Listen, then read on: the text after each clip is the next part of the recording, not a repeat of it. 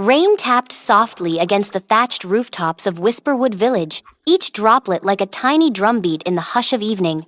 A low mist curled around the crooked chimneys, curling like sleepy cats around the window panes, wrapping the little town in a blanket of fog. The villagers had all gone inside, their lanterns glowing like golden eyes behind curtains. But at the very edge of the forest, where the trees twisted like giant vines and the earth smelled of old moss and secrets, something stirred. An owl glided silently between the branches, its wings whispering through the air. Below, a path of mushrooms glowed faintly blue, leading deeper into the woods. The trees grew denser there, their roots thick and tangled, and at the heart of it all stood a house like no other. It was shaped like a teapot turned on its side, with a chimney that puffed lavender smoke and windows that blinked like sleepy eyes. Vines crept up its walls, blooming with silver flowers that opened only at night. Inside the house, a pot bubbled on the stove. The steam rose in curls, and with every curl, the wind outside seemed to sigh. A figure moved through the room, tall, hunched, wrapped in layers of green and purple cloth. Her hands, long and knobby, stirred the bubbling mixture with a spoon carved from moonwood. Her eyes were bright as fireflies, and her nose bent like a willow branch. She wasn't just any old woman. She was the Witch of Wishing Wood. No one had seen her in years. Some said she'd turned into mist. Others whispered that she'd flown away on a moth's back. But here she was, brewing something old and powerful, something that shimmered with the glow of starlight and the hush of dreams. As the clock struck midnight, she lifted the spoon, tasted the mixture, and smiled. Far away, in the sleeping village, 3 hearts began to stir, each holding a wish, though they did not yet know it. Long before sunrise, as the mist still clung low to the cobblestone streets, a quiet rustle woke a boy named Elliot. He sat up in bed, rubbing his eyes, the sound of wind brushing past his window like a voice just beyond hearing. Elliot was small for his age, with hair the color of ash bark and eyes wide as a morning sky. He had always felt a pull toward the forest, though his parents warned him never to go past the edge. The woods were old, they said, and filled with things better left undisturbed. But something about that morning was different. The air felt heavy with a secret, like the world was holding its breath. Meanwhile, in a cottage near the orchard, a girl named Mabel brushed her hair and listened closely to the stillness. She was thoughtful and quiet, with freckles scattered across her nose like pollen on petals. Her brother had been sick for weeks, and no herbs or soups had helped. Mabel wished, more than anything, that she could fix it. She whispered that wish into her pillow each night, and though no one heard, the wind sometimes paused outside her window as if it were listening. Elsewhere, an old man named Tom wandered the edges of town just after dawn, his cane tapping softly on the ground. He was known for his forgetfulness, but no one remembered that he had once been a traveler, sailing rivers and chasing stories. Now he lived alone, with only a cracked globe and a faded map for company. Tom wished for just one last great adventure, though he no longer said so aloud. As morning brightened and birds began to call, none of them knew their wishes had already taken root. Back in the Wishing Wood, the witch stirred her cauldron again. From the rafters hung bundles of dried thyme, starlace, and foxmint. Jars lined the shelves, their labels hand-scrawled in curling letters. Memory dust, petal whispers, truth, pebbles. She plucked 3 vials from a velvet-lined drawer, each filled with a drop of shimmering light. With careful hands, she dropped them one by one into the potion. The brew hissed, then sighed, as if it had waited a long time. Then, with a single word, ancient and soft, the witch sent the magic drifting into the wind. That same afternoon, Elliot wandered beyond the garden fence. A butterfly with wings like stained glass had fluttered past, and he followed it without thinking. The trees seemed to part gently for him, the branches whispering above. He paused when he saw something strange. A glowing blue mushroom nestled between roots, the same kind from the legends. Elliot blinked. Another one glowed a little further along. Like stepping stones, they led him deeper, and though he knew he should turn back, curiosity tugged at his feet like a gentle tide. Mabel, too, felt the change. As she walked to the well to fetch water, a silver feather drifted down before her. She reached out, catching it in her palm. It shimmered and vanished. Where it had landed, the grass beneath her toes began to glow faintly, leading a winding trail toward the woods. Her heart beat faster. Her brother had coughed all night. Maybe this was something. Maybe it was hope. Old Tom, sitting by the fire with a mug of warm milk, heard the soft sound of chimes. But there were no chimes in his home. He stood slowly, listening. The sound came from his dusty satchel, the one he hadn't opened in years. He unbuckled it and found a compass, long forgotten. Its needle spun once, then pointed not north, but east, toward the wishing wood. He chuckled, shaking his head. Nonsense, surely! But his feet began to move before he could argue. By late afternoon, the three of them, boy, girl, and elder, stood at different edges of the forest, each following signs they could not explain. The woods welcomed them like an old friend, soft moss beneath their feet, sunlight dappling through the leaves in golden patches. Elliot was the first to find the teapot-shaped house. He gasped, hiding behind a fern. It was smaller than he expected, yet grand in a peculiar way. Flowers glowed around the windows. The door creaked open as if expecting him, and a curious warmth floated out. Mabel arrived moments later, stepping quietly through the trees. She paused beside Elliot, her eyes wide. Neither spoke, but their hearts thudded with wonder and caution. Tom came last, his cane tapping softly. He smiled when he saw the house, as though recognizing it from an old dream. The door opened further, creaking gently, and though no one stood there, a hush fell over the clearing. Inside, the house smelled of cinnamon and rain. Jars sparkled on the shelves, books lined every corner, and the fireplace glowed with lavender flames. The witch sat at a small table, sipping tea from a cup shaped like a lily. Her eyes glinted, not with mischief, but with knowing. She beckoned them in, though she did not speak. One by one, they stepped inside. She gestured toward the fire, and they sat, unsure. Then the room changed. Elliot saw a swirl of smoke become his father's face. Tired and kind, but always working, always too busy to listen. Mabel saw her brother sleeping, pale and still, the covers rising only slightly with each breath. Tom saw a boat on a river, stars above, a journey unfinished. The witch stood and placed 3 small vials on the table. Each shimmered softly, the colors of moonlight, dawn, and deep forest green. Without words, they understood. A wish was a powerful thing, but it came not from the bottle, it came from the heart that carried it. Elliot reached for the moonlight vial. He thought of how often he wished his father would truly see him, not just as a boy with chores and school books, but as someone with thoughts and dreams and questions. He wished for a way to show who he really was. Mabel took the vial of dawn. She held it to her chest, and a warmth spread through her.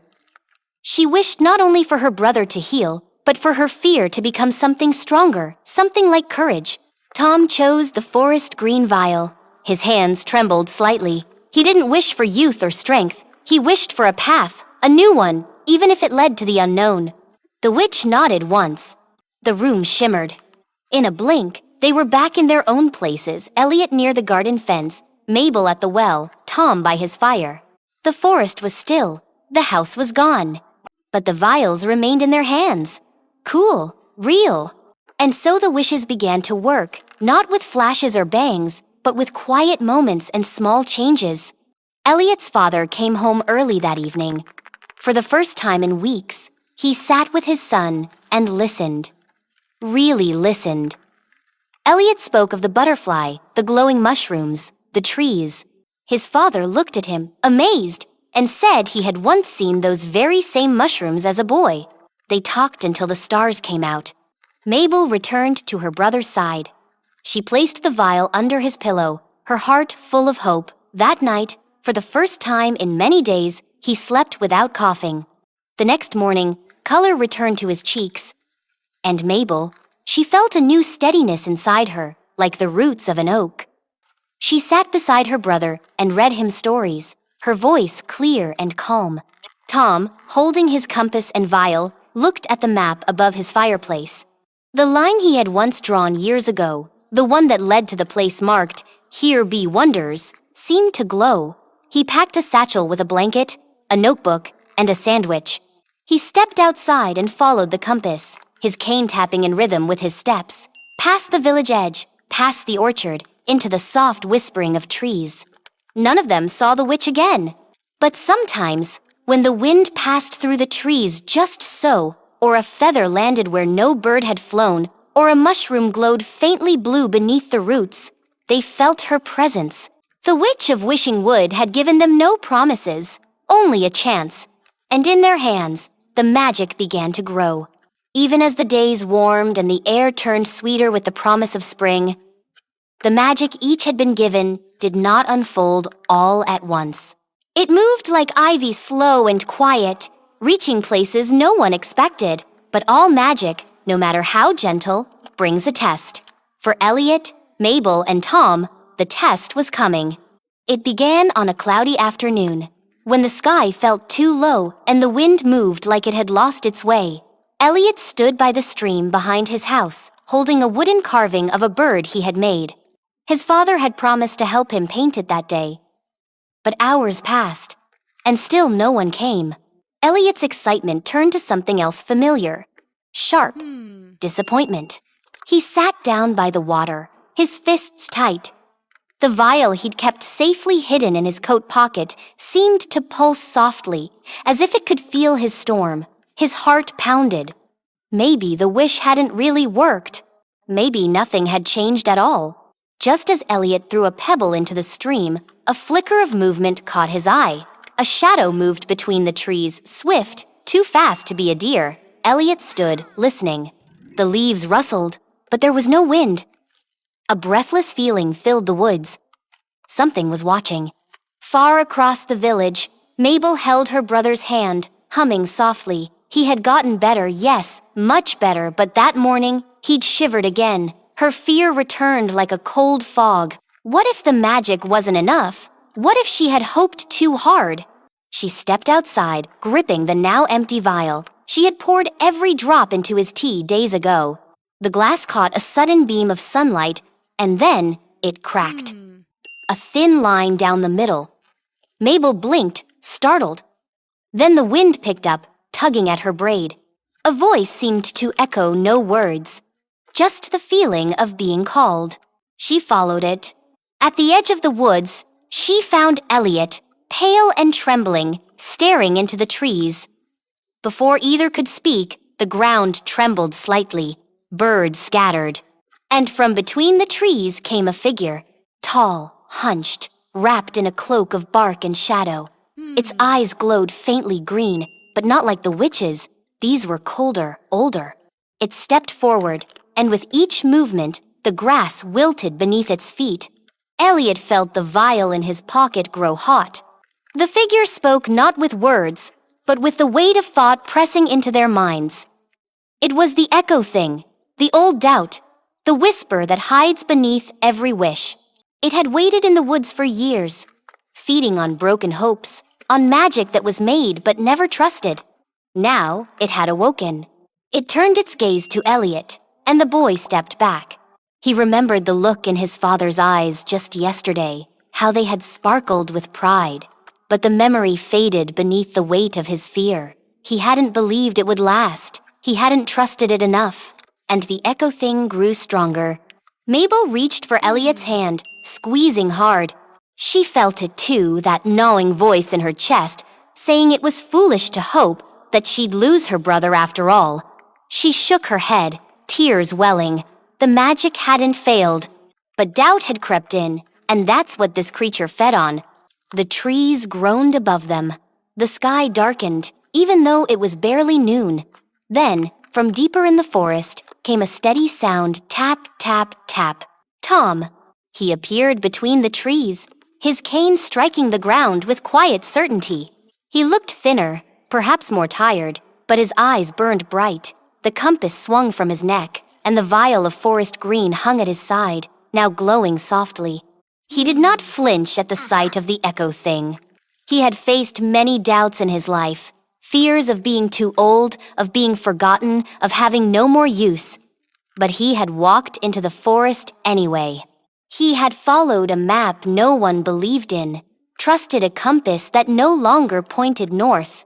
And in doing so, he had found something stronger than the shadow in front of him. He stepped between the children and the creature. Slowly, he lifted the compass. The needle spun once, then it stopped. Right at the echo thing. The creature hissed, not with sound, but with a twisting of the air. Tom stepped forward. His voice, when it came, was low and steady, not angry, not loud. He spoke of choice, of how wishes must be held with courage, not just made, of how magic only blooms when tended with trust. Elliot's heart pounded. He remembered the way his father had leaned in to listen, truly listen, for the first time. That moment had been real. He held it close, like a shield. Mabel thought of her brother, laughing softly over his morning porridge. Not coughing, not pale, she believed in it, truly. The air around them shimmered. Elliot reached into his pocket and pulled out the moonlight vial. Though it had already been opened, a faint glow remained. He held it forward. Mabel lifted her broken vial, its crack now shining like a lightning bolt. And Tom, steady as a stone, raised his own. The light from the vials rose like mist, then formed into 3 shapes: an owl, a fox, and a moth, each glowing with a soft, warm hue. They circled the creature, weaving through the trees, their wings humming a song too old for words. The echo thing shrank back, not because it had been defeated, but because it had been seen, named, and refused. It vanished, not with thunder, but with a breath like fog in morning sun. The forest stilled, the air cleared, and the vials, now empty, floated gently from their hands and disappeared into the sky like dandelion seeds.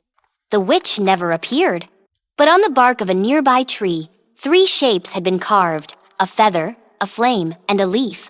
Tom turned to the children, his smile warm. There would always be shadows, always be doubts.